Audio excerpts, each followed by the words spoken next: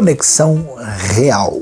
O apóstolo Paulo, no final da carta aos Romanos, no capítulo 16, manda uma série de saudações a muita gente. E é interessante que ele manda com uma orientação de que todos venham se saudar com um beijo santo, algo tão amoroso e profundo, e ele dá uma lista anteriormente de todos os nomes das pessoas ali envolvidas. Detalhe, ele nunca esteve em Roma. A pergunta é como é que alguém pode ser tão amoroso à distância com gente que nunca viu? Que coisa interessante, precisamos de conexão de vida e do coração, e essa conexão, mesmo à distância, pode ser real. Muita gente está do lado do outro sem qualquer conexão, mas com Deus na sua vida e amor no coração, aí sim nós temos real conexão.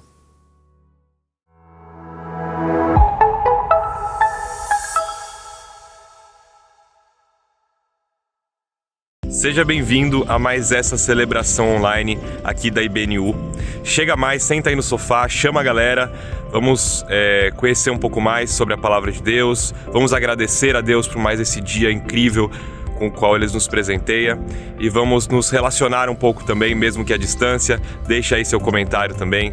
Vamos lá?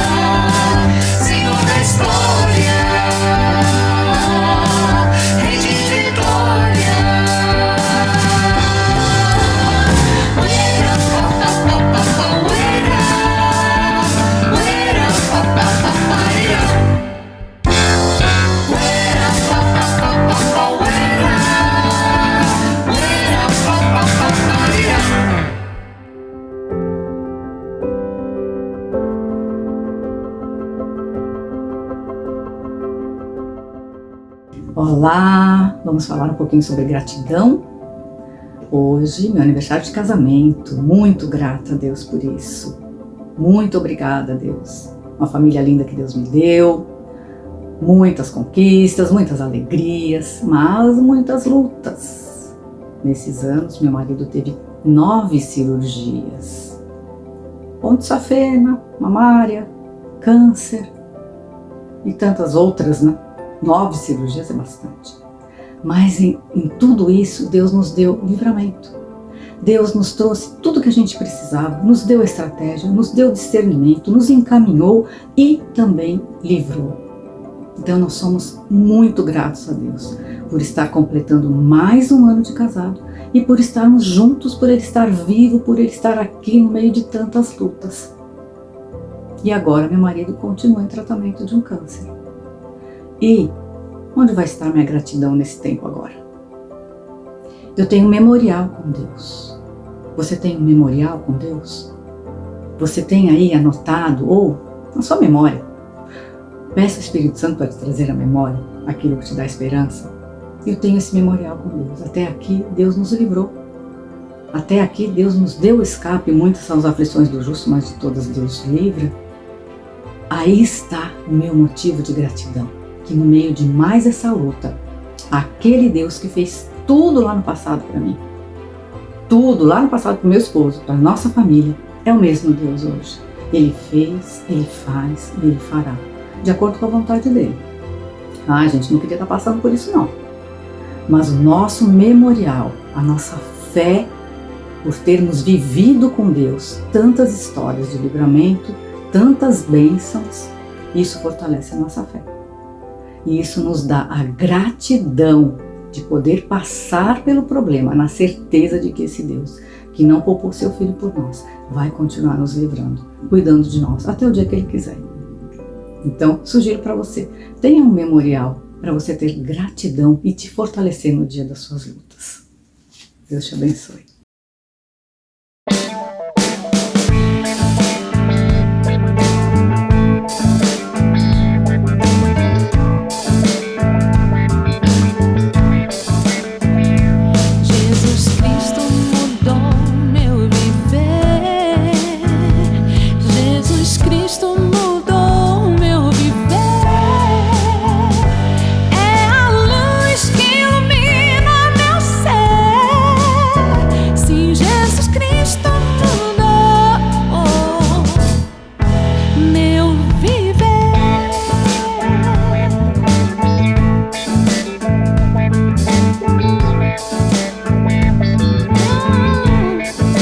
Diferente hoje é o meu coração.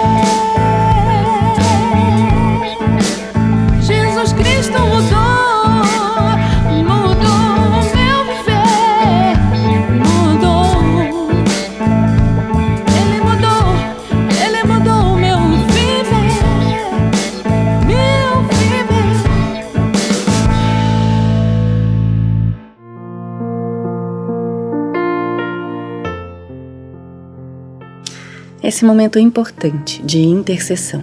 Eu quero te convidar a ficar mais próximo, a reunir, se você está com alguém aí, senta junto, dá a mão um para o outro. Se você está sozinho em algum lugar, chega mais pertinho da gente, que a gente possa interceder agora juntos por tantas situações difíceis que a gente tem visto, tem passado no Brasil, no mundo.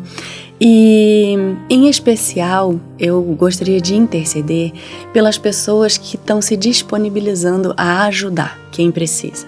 A gente está com uma situação difícil hoje no sul do Brasil, existem outros lugares que passam por situações de calamidade e muitas pessoas se voluntariam para ajudar. E essas pessoas também precisam ser fortalecidas, né? As pessoas que precisam de ajuda precisam ser fortalecidas, e quem está indo se voluntariar, a ajudar, também precisa da nossa oração para que seja fortalecido. Você pode orar junto comigo, então? Senhor Deus, muito obrigada, porque o Senhor nos dá a oportunidade de oferecer ajuda, o Senhor nos dá a capacidade, e que o Senhor esteja fortalecendo as pessoas que passam por necessidade nesse momento, que estão em situação de calamidade, que não têm o que fazer, que o Senhor possa trazer esperança para essas pessoas, mas também fortalecer os voluntários que estão se disponibilizando em doar, em agir, em ofertar, e que todas as pessoas possam juntas, que possam se fortalecer umas às outras, tanto a quem passa por necessidade, quanto quem está indo oferecer algum tipo de ajuda. Que o Senhor esteja fortalecendo a cada um de nós. Em nome de Jesus que oramos. Amém.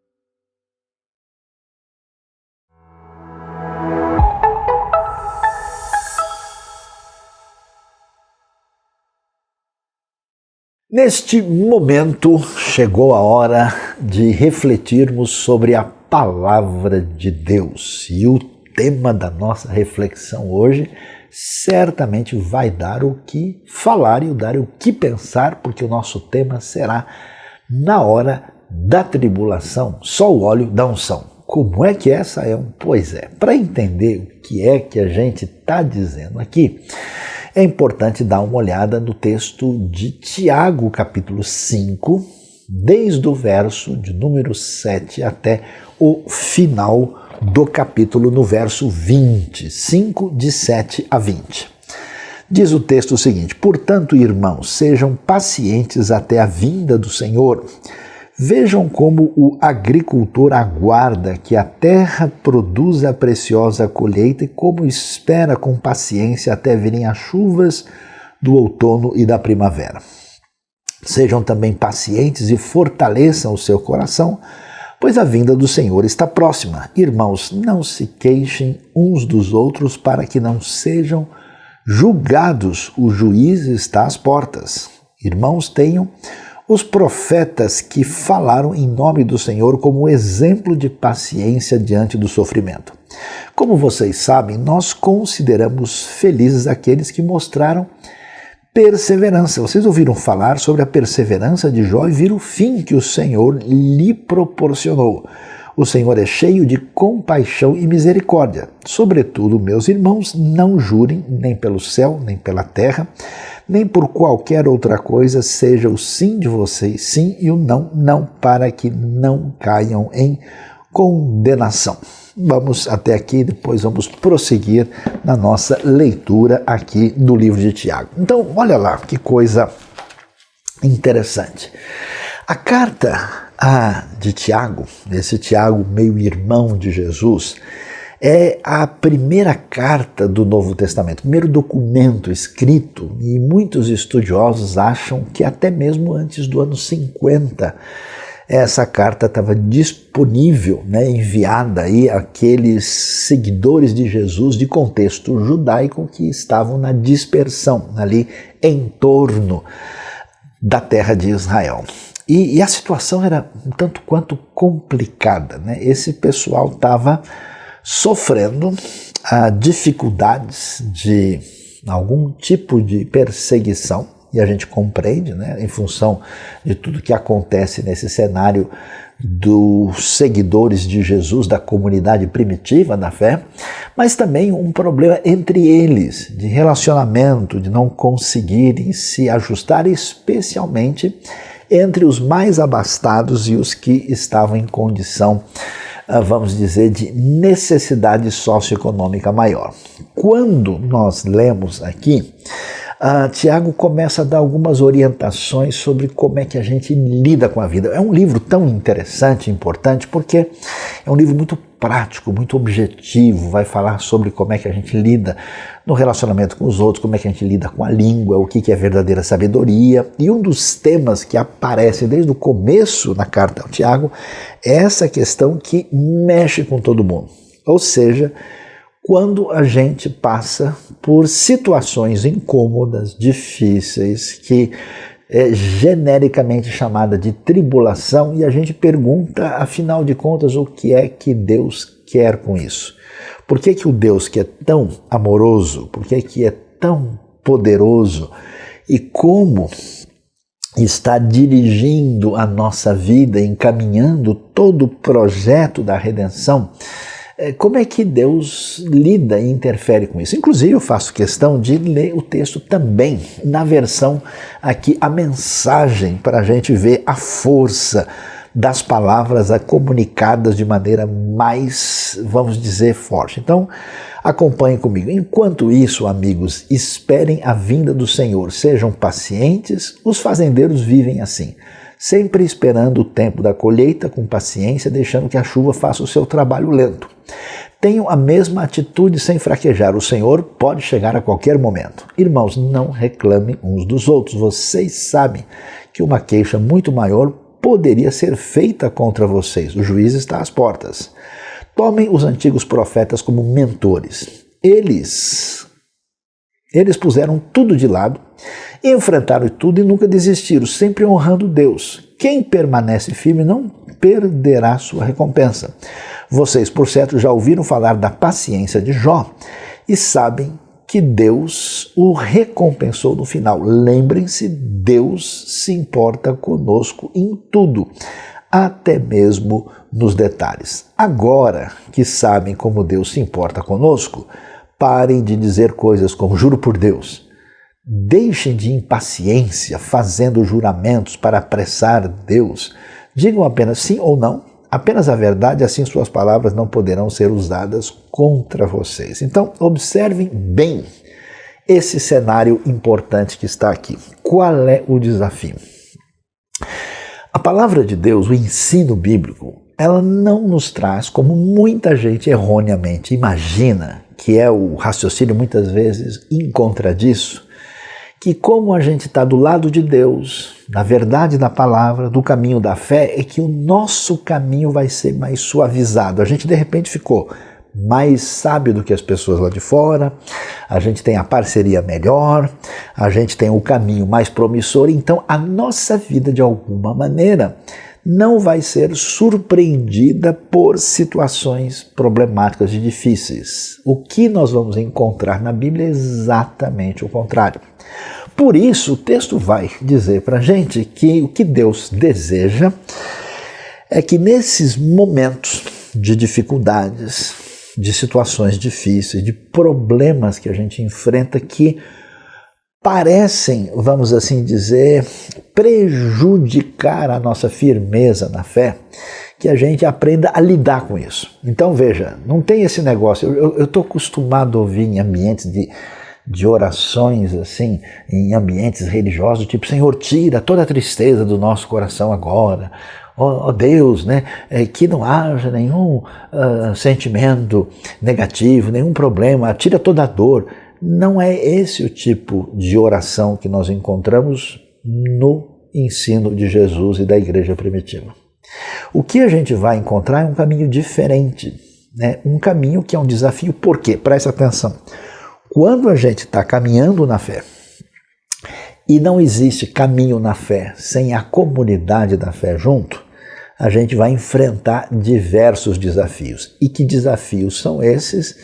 São os desafios da gente conseguir caminhar, prosseguir na nossa jornada a despeito das situações problemáticas e difíceis que são essas provações, essas tribulações que são mencionadas desde o começo da carta de Tiago. Mas também, veja, se tem um monte de gente com fardo nas costas, se tem um monte de gente com problemas a enfrentar, esperando de Deus a sua bondade e o seu poder à nossa disposição o tempo todo. E esse pessoal começa a andar junto, o que vai acontecer? Atenção, vai dar ruim. Por quê? Porque esse pessoal, à semelhança dos israelitas no deserto, começam, cá entre nós, a causar. Começam a ter problemas, começam a ter conflitos, começam a ter uma relação prejudicada por não aprenderem a lidar com as suas próprias insuficiências e dificuldades, tanto no nível individual como no nível da comunidade da fé. Por isso é tão importante o ensino de Tiago quando ele vai nos dizer o seguinte, pessoal, nós aguardamos o desfecho final vitorioso do reino de Deus com a vinda do Senhor. Mas não é ainda o momento. Enquanto isso, a gente tem que aprender, eu acho tão interessante. A Bíblia dá uns conselhos para a gente, fala assim, pessoal, dá uma olhadinha no mundo que Deus criou. Você já deu uma olhadinha nas aves do céu? Você já olhou os lírios do campo?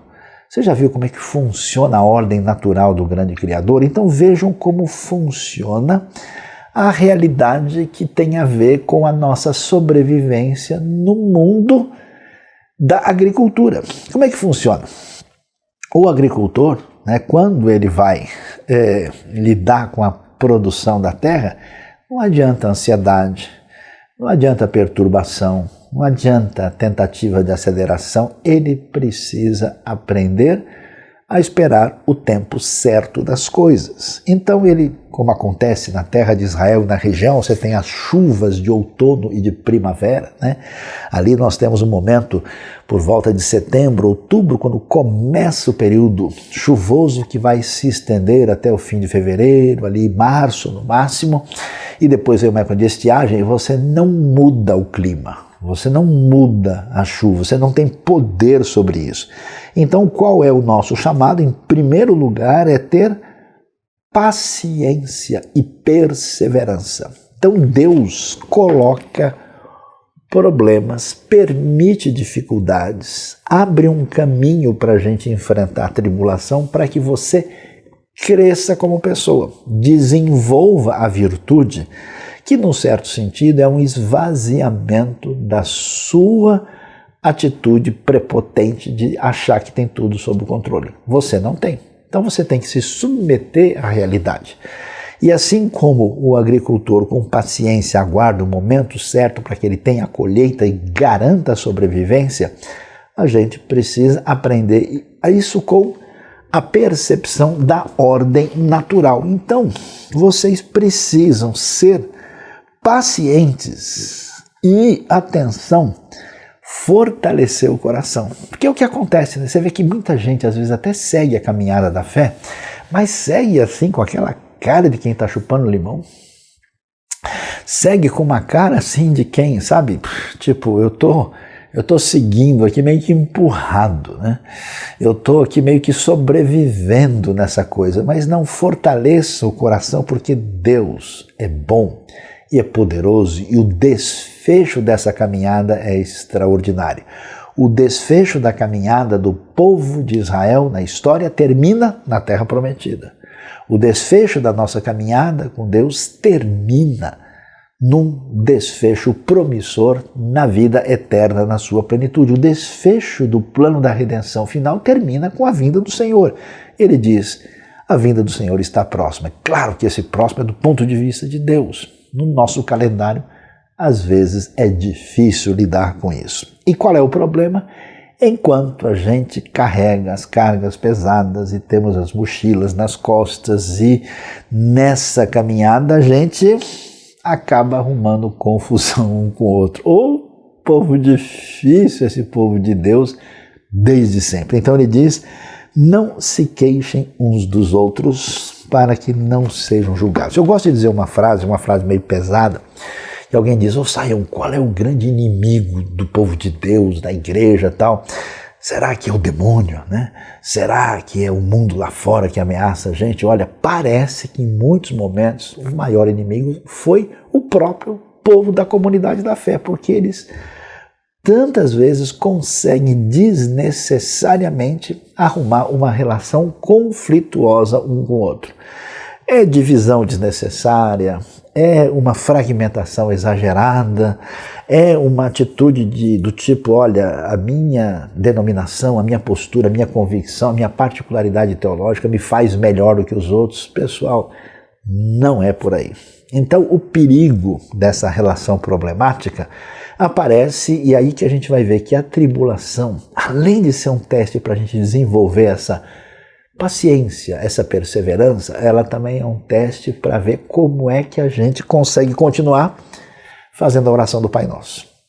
Como é que a gente consegue continuar numa relação adequada com os irmãos e não permitir que isso vire conflito? Porque você já parou para pensar? Às vezes a gente reclama dizendo, as pessoas não acreditam em Deus, têm o coração duro, não querem ouvir da fé. Mas quantas guerras, quantos conflitos, quantas coisas estranhas demais do ponto de vista de Jesus e dos discípulos primeiros aconteceram na história em nome da fé. Como é que a gente depois vai falar, olha, o Evangelho é o poder de Deus para a salvação, se o pessoal escuta um monte de coisa que parece mostrar outra direção? E aí, Tiago prossegue e vai adiante, dizendo, escuta, vamos acalmar e fortalecer o coração? Vamos aprender a andar adiante no momento da tribulação? Pois é, então vocês viram, a primeira lição vem da realidade da natureza à nossa volta, da experiência do agricultor. Mas não para aí. Olha, por exemplo, o que ele vai dizer a partir do verso 10. Veja o que os profetas falaram como exemplo de paciência diante do sofrimento. Vocês ouviram falar? Olha que coisa, ele lembra da perseverança ou da paciência de Jó, né? Os tradutores eles ficam numa dificuldade de traduzir essa palavra. Alguns preferem paciência, outros preferem perseverança. Na verdade, a palavra engloba os dois aspectos, né? E vejam o fim que o Senhor lhe proporcionou. Ou seja, a gente deve olhar que o que está acontecendo conosco na tribulação, o que está acontecendo conosco no momento difícil, daquilo que parece desestimular a nossa fé no contexto individual e de comunidade, é exatamente essa situação tão complicada e difícil que a gente enfrenta, mas nós não só podemos ver, né, a maneira como Deus nos ensina por meio da ordem natural, mas podemos olhar que o que está acontecendo conosco não é novidade nos projetos de Deus. Veja que foi lá atrás assim. Deus não liberta o povo para colocar na terra prometida no dia seguinte, não, esse povo passa pelo deserto. Deus não fala com Abraão, com Moisés ou com Jeremias de uma maneira que no dia seguinte está tudo tranquilo, porque foi Deus que falou, então as coisas estão absolutamente conforme o que a gente gostaria que estivesse. Não. Então ele diz, olha, vejam que nada disso está fora do projeto de Deus. E o que o nosso coração que perde força começa a ter no momento desse? A gente começa a desanimar pensando, será que Deus realmente vai com a minha cara? Será que Deus realmente está a fim de me abençoar? Ou será que Deus tem algumas pessoas legais assim, que Ele gosta e no meu caso eu estou lá na rabeira da comunidade e eu não estou nesse cenário? Aí ele diz, pessoal, preste atenção, nada disso representa a realidade final da coisa, porque o Senhor é cheio de compaixão e de misericórdia. E o que a gente precisa entender? Que todo esse caminho de tribulação, todo esse caminho de fragilização dos nossos projetos, vamos dizer, autocentrados imediatos, todo esse caminho precisa ser esvaziado. Por isso Tiago vai dizer uma coisa, olha, a gente está acostumado a dizer o quê? Dizer as coisas como se tudo estivesse debaixo do nosso controle. E essa tribulação, esse momento difícil, tem o propósito de nos ensinar a ir numa direção diferente, porque Deus quer que a gente esteja servindo no reino. Quer nos encaminhar para ser, vamos dizer, fonte de bênção na vida das pessoas. Quando a gente não está preparado, a gente faz o quê? A gente perde força no coração, a gente não tem perseverança, a não ser que as coisas aconteçam do jeito que a gente quer, e a gente começa a se queixar um do outro. Todo esse processo de dificuldade tem o potencial de nos ajudar a vencer isso. Por isso o texto vai dizer para a gente essa palavra, não jure nem pelo céu, nem pela terra, nem por qualquer outra coisa, seja o seu sim, sim, e o seu não, não, para que vocês não caem em condenação. Inclusive, na versão a mensagem, a maneira de expressar isso ficou muito interessante, porque o texto ali vai dizer, né? Olha que coisa interessante. Parem de dizer coisas como, juro por Deus. Deixe de impaciência, fazendo juramentos para apressar Deus. Tá vendo? Tá pegando onde é que está o foco da coisa? Digo apenas sim ou não. Apenas a verdade, as suas palavras não poderão ser assim usadas contra vocês. Quer dizer que quando uma pessoa tem o controle da realidade dos projetos da vida apenas nas suas mãos, o que acontece? Deus deixa de ser Deus. Deus passa a ser algo a ser utilizado, a semelhança da mentalidade que existe no paganismo, onde você faz uma negociação, onde você faz um ritual mágico para manipular a divindade, para fazer as coisas do jeito que você deseja, a partir das suas intenções puramente autocentradas e egocêntricas. Não funciona assim. Então essas frases religiosas, né, de jurar, que parece espiritualidade diferenciada, Tiago diz, não é nada disso. Não procurem apressar a Deus por meio de frases vazias que não levam a nada. Deus quer abençoar você por meio de uma jornada desafiante para que você cresça na fé, na sua relação com Deus, através de uma perseverança de uma fé amadurecida e com as pessoas que seguem juntos nessa caminhada da fé. Do contrário, a gente só vai ter uma atitude infantil e indevida diante dos outros irmãos na fé, que é queixa e reclamação uns contra os outros, uma das maiores enfermidades na história da fé. Mas a coisa não termina aí.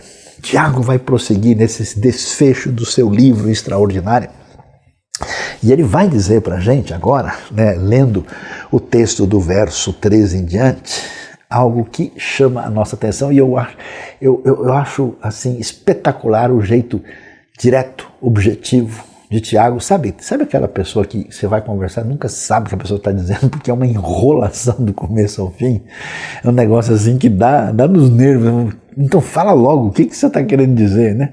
Tiago não tem isso, ele é bate pronto, ele é direto e ele diz, entre vocês há alguém que está sofrendo? Existe. Então, olha, vamos procurar uma explicação muito grande na teologia. Vamos ver se essa pessoa tem alguma culpa nesse sofrimento. Vamos ver quem sabe outra pessoa tem. Não. Que essa pessoa ore. Alguém que se sente feliz, que cante louvores.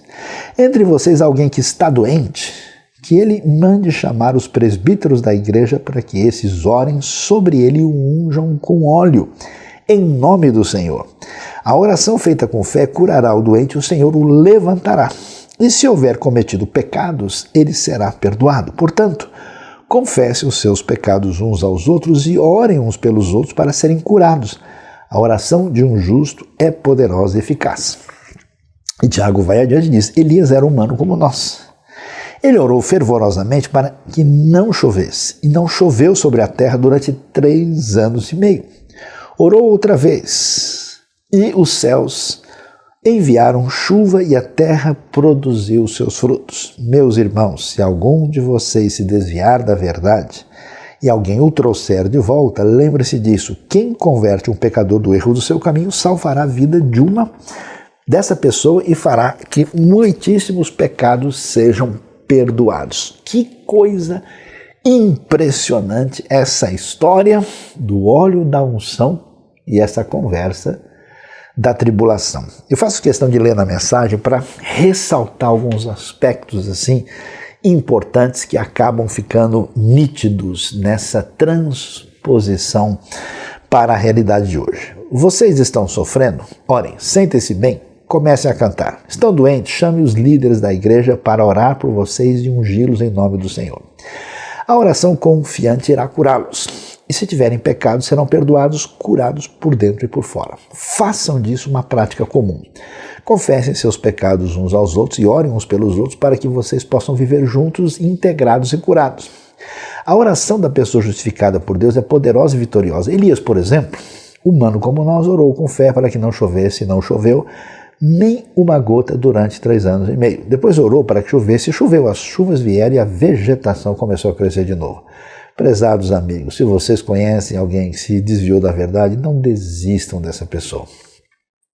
Façam tudo para trazê-la de volta e terão resgatado uma vida preciosa da destruição e impedido que ela se afaste de Deus. Então, o que acontece? Já que nós não temos o controle, já que a gente não tem condição, como o agricultor não tem, de manipular a chuva para fazer a coisa funcionar como ele deseja, já que a gente tem toda a história contando como Jó e outros profetas do passado foram ensinados por Deus, quando a coisa apertar e a gente tiver esse grande momento de tensão e de tentação, de desanimar ou de reclamar e de entrar numa relação de ruptura com os outros porque a gente não está legal, o que a gente faz na prática quando a coisa está difícil? Eu acho impressionante Tiago dizer, escuta, você está sofrendo? Então não é para fazer explicações mirabolantes, não é para a gente fazer qualquer coisa que pareça complicada demais. O foco é claro, faça oração, porque você precisa entender que você depende de Deus. A oração é a confirmação concreta de que a gente de fato acredita que Deus tem poder e é misericordioso e tem a sua mão de supervisão sobre tudo. Então esse é o conselho. Você está feliz? Está alegre? Qual é a referência? Você de novo volta isso para Deus, está vendo? Que o foco é esse. Você está numa situação difícil, oração intercessória, se volte para Deus.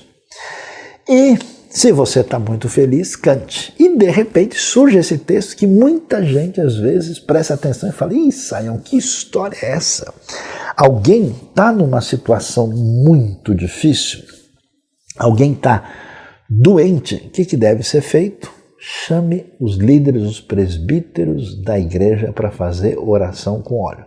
O que a gente entende aqui? Quais são os possíveis problemas de entendimento inadequado desse texto. Primeiro, veja bem, não aparece aqui a ideia de que existe um poder no óleo, ou melhor falando, no azeite de oliva. Tiago não diz, pessoal está doente, distribuam azeite para todo mundo aí, ó. E aí o pessoal que tocar nesse azeite especial, nesse, como dizem alguns, óleo ungido, eles serão curados. Não diz isso. E nem diz que a liderança da igreja deve chamar as pessoas para o culto do azeite, a noite do óleo. Não aparece isso. O que aparece? Está dizendo o seguinte, que a pessoa que está doente, para mostrar que qualquer situação na vida precisa se remeter a Deus, o Deus da tribulação, o Deus que nos convoca à perseverança, o Deus que nos chama a uma convivência fraternal na fé, você apresenta isso diante de Deus. Como? Como uma expressão de fé concreta. Observe que não é a orientação que os presbíteros da igreja, a liderança, a igreja primitiva tem uma liderança plural, né? Não é que essa liderança da igreja vai chamar as pessoas para um grande encontro de derramamento de óleo e de azeite. Não, é a pessoa que deve chamar alguém para que se faça oração. Mas a pergunta é, e por que óleo? Por que azeite de oliva? Existe algum poder especial? Porque nós estamos no ambiente do Israel antigo. A realidade da vida do Israel antigo, as três coisas mais comuns do dia a dia são pão, azeite e vinho. Isso faz parte dessa realidade cultural. Então, o azeite era usado por uma série de coisas. O azeite passava por três prensagens. Ele servia de alimento, ele servia de cosmético e de limpeza, servia de combustível. O azeite está presente em tudo. Então, por que se chama? É apenas uma maneira concreta e expressada publicamente de demonstrar fé. E aí vem uma coisa muito interessante. Apesar de termos tribulação, apesar de sermos chamados à perseverança, tantas vezes Deus poderosamente age na nossa vida com ações milagrosas de cura, de libertação, de poder para a sua honra e para a sua glória. O que a gente não pode deixar é de continuar adorando e glorificando a Deus, tanto nos momentos difíceis como nos momentos especiais. E aqui Tiago aponta para isso. Olha, vocês tenham fé que Deus tem esse poder e vocês devem fazer essa unção em nome do Senhor. E nesse caso, a oração da fé, feita com fé, curará o doente e o Senhor o levantará. E é interessante, uma coisa que chama a atenção, que não parece assim tão claro a princípio, que se ele tiver cometido pecados, ele será perdoado. Parece que o contexto aponta para a gente que existem enfermidades que são decorrentes da relação quebrada entre as pessoas quando elas se queixam umas das outras. Há uma coisa envolvida, porque não parece. Interessante que o Novo Testamento não apresenta nenhum caso concreto da cura de um cristão. Geralmente quem são curados são os descrentes que chegam e recebem a cura e creem em Jesus. Não há uma promessa que todo cristão vai ter todas as suas enfermidades e problemas resolvidos. Você vê que Paulo deixa Trófimo doente em Mileto, você vê que ele não cura o Timóteo das suas dores do estômago, ele mesmo tem um espinho na carne para enfrentar. Então, assim, não é que existe uma ideia de cura generalizada, mas aqui há uma expectativa de cura muito clara que parece estar associada com esse fato de ter cometido pecados. E os pecados que estão em vista aqui têm claramente relação com a comunidade, porque nós somos chamados para sermos irmãos uns dos outros e para servirmos uns aos outros no reino de Deus. E quando a tribulação nos desanima, e quando a gente tem o coração enfraquecido, e quando a gente perde tempo tendo conflito um com o outro, a gente precisa de um redimensionamento. E às vezes isso pode ter desdobramentos de enfermidade na vida das pessoas. Muitos estudiosos hoje dizem que uma grande parte das nossas doenças são decorrentes das nossas relações psicossomáticas. É possível que isso esteja em vista aqui. Tanto que é interessante que o texto vai dizer na sequência: portanto, confesse os seus pecados uns aos outros e orem uns pelos outros para serem curados. A oração de um justo é poderosa e eficaz. Olha que coisa interessante. Ao contrário dessa ideia sacerdotalista, dessa ideia elitista, dessa ideia de que existe um ungidão do Senhor, na hora de fazer a oração de fé, apresentada concretamente, que aqui ela é feita com a unção com óleo, e ela pode ser feita em outros ambientes de maneira diferente, o que é importante é a pessoa necessitada pedir oração, apresentar-se como tal e receber a oração da própria comunidade, da liderança como um todo. Ele deve mostrar sua necessidade e a sua expectativa de fé.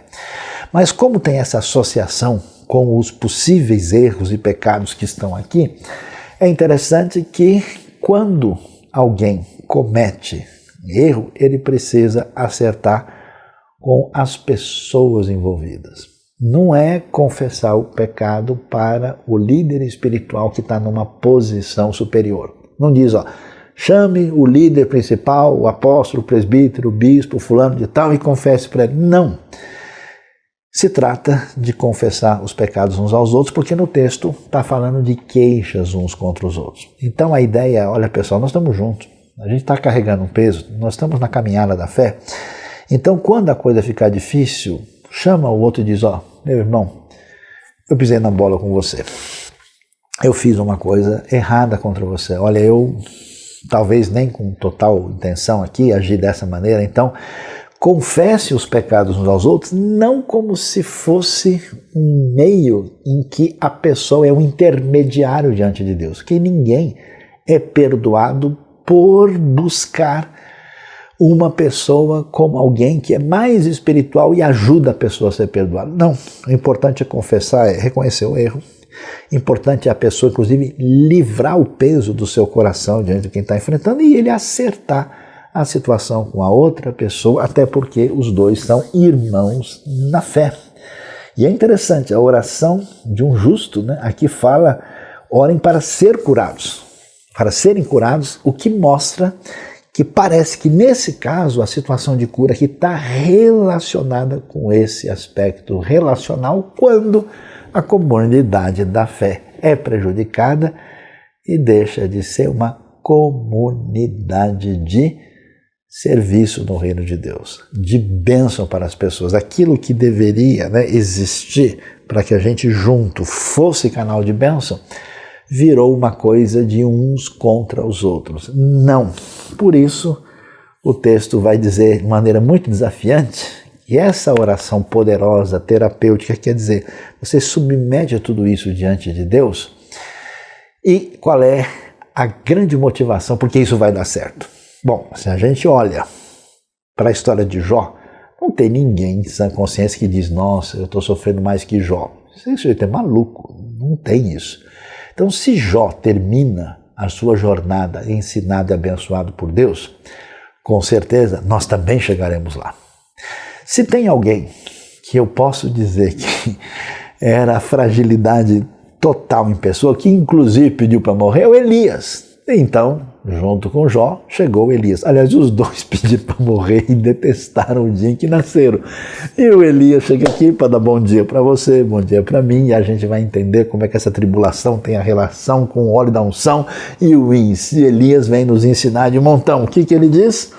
O texto diz, Elias era humano como nós. Ele orou com fervor para que não chovesse, não choveu. Quer dizer, doideira. Você viu que anteriormente falou de chuva, que ninguém tem controle sobre a chuva. O agricultor é obrigado a pensar com paciência e perseverança, porque só vai chover quando tem que chover.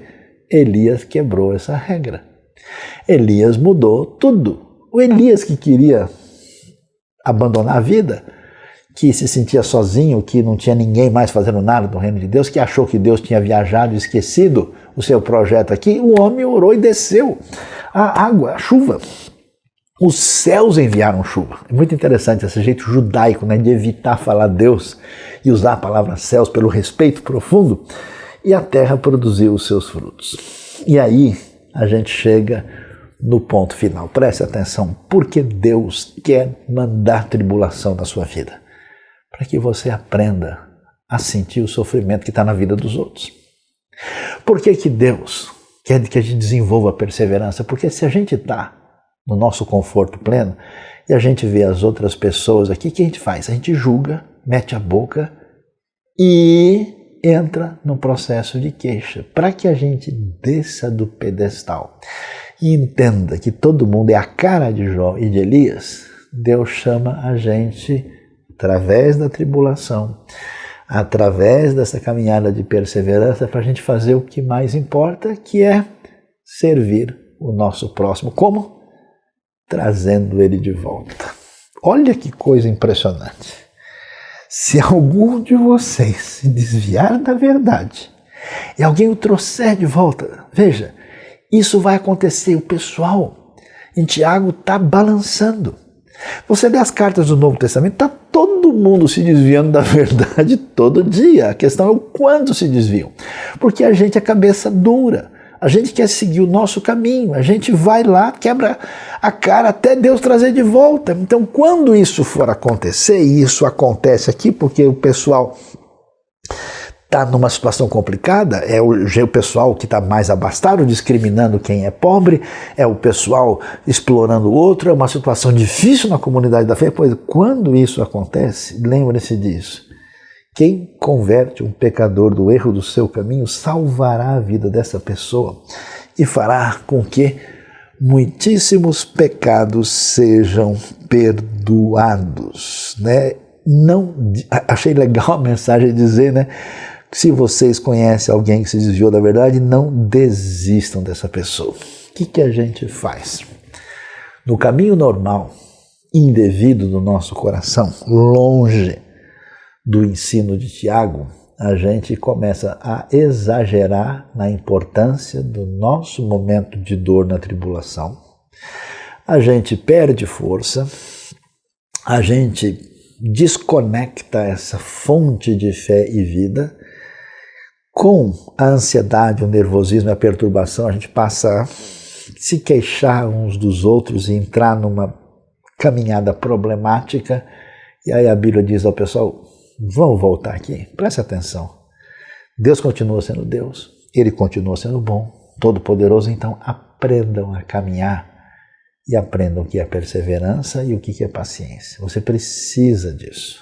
Depois, olhem para a realidade, tudo o que acontecer com vocês, não tente caminhar sozinho.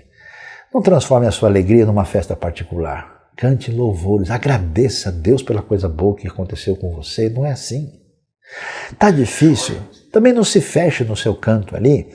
Aprenda a colocar o sofrimento diante de Deus. Dedique-se à oração. Complicou muito, tem uma doença. Será que essas doenças são só doenças ou são doenças que envolvem a nossa relação prejudicada da fé? Se for, apresente isso e a comunidade com a liderança representativa vai interferir através da oração e Deus faz coisas bonitas. Bonitas de que jeito? Do jeito que Ele fez com Elias. Se Ele fez com Elias, que era o cara que queria morrer, você acha mesmo que Ele não nos abençoará? E lembre-se, o que Deus quer com tudo isso? Que a gente deixe de ser a comunidade da reclamação, a comunidade que virou refém da tribulação, que a gente encha de esperança o coração e que a gente traga de volta aquele que se perdeu, o seu irmão, para servir de coração. Deus abençoe a nossa vida e nos ensine, através dessa poderosa unção de Tiago, unção que nasce impressionantemente da tribulação. Amém.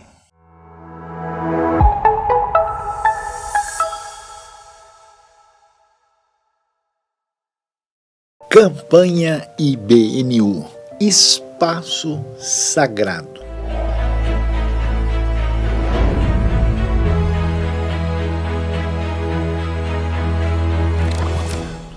Mas o que é o sagrado, o que é o espaço? O nosso espaço IBNU quer se tornar um espaço caprichado e ampliado para abençoar o que é mais sagrado, que são as pessoas que Deus ama. E por isso nós estamos numa campanha com o objetivo de termos um total de R$500 mil para ampliar e para tornar o nosso espaço um lugar de bênção para as pessoas que nos visitam, os projetos que nós acolhemos, os nossos filhos, as crianças, os adolescentes, os jovens, para que toda aquela área que nós usamos toda semana para ampliar o reino de Deus se torne um canal de bênção maior. Então, participe conosco, envie a sua oferta, a sua contribuição, o seu investimento no reino de Deus, nesse espaço sagrado, espaço ampliado e caprichado para aquilo que é mais sagrado. A IBNU tem trabalhado em vários lugares do mundo com ações de ajuda humanitária, também de evangelização, espalhando a boa notícia, a boa mensagem de Deus para a humanidade, que Jesus Cristo é a salvação. Então, nós temos feito isso através do apoio de muitas organizações e também de pessoas que têm dedicado parte dos seus recursos e também parte do seu tempo na propagação do Evangelho, na expansão do reino de Deus. E nós aqui, como uma igreja que se preocupa com as pessoas que se achegam até nós, queremos continuar fazendo isso, convidando você a participar desses projetos e dessas ações. Então, se você quiser participar, você pode contribuir aqui na IBNU através do Pix, através também do cartão, lá através do nosso site ibnu.com.br e auxiliar a IBNU na divulgação do Evangelho, na execução desses projetos e no apoio a causas humanitárias em qualquer lugar que Deus nos orientar. Deus tem abençoado a IBNU, nós tivemos uma grande reforma no nosso espaço, temos utilizado esse espaço para atender a nossa comunidade de fé aqui na cidade de São Paulo e também aberto o espaço para pessoas que não têm nada a ver com o Evangelho conhecerem um pouco de como funciona, também utilizarem o espaço e nós, graças a Deus, Deus tem trazido pessoas que têm sido abençoadas e tocadas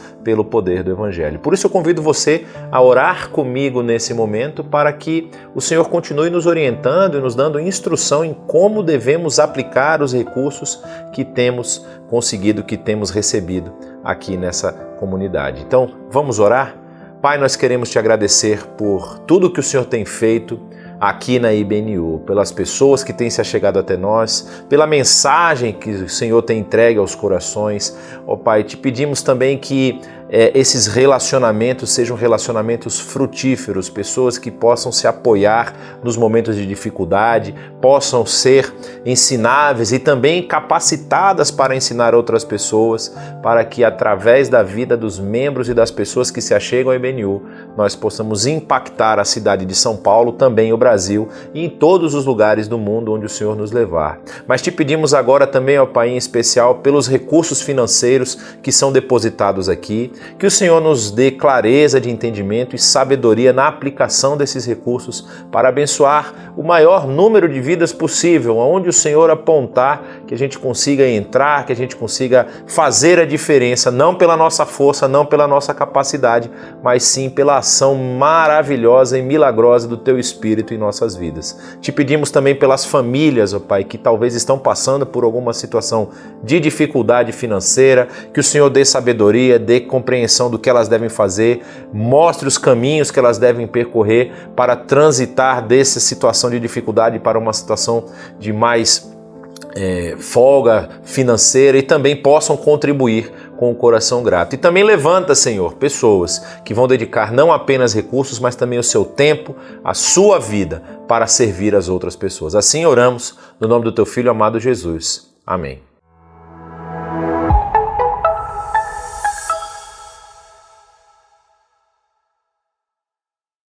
Obrigado pela sua presença. Foi muito bom ter você aqui conosco. Nos vemos no próximo domingo.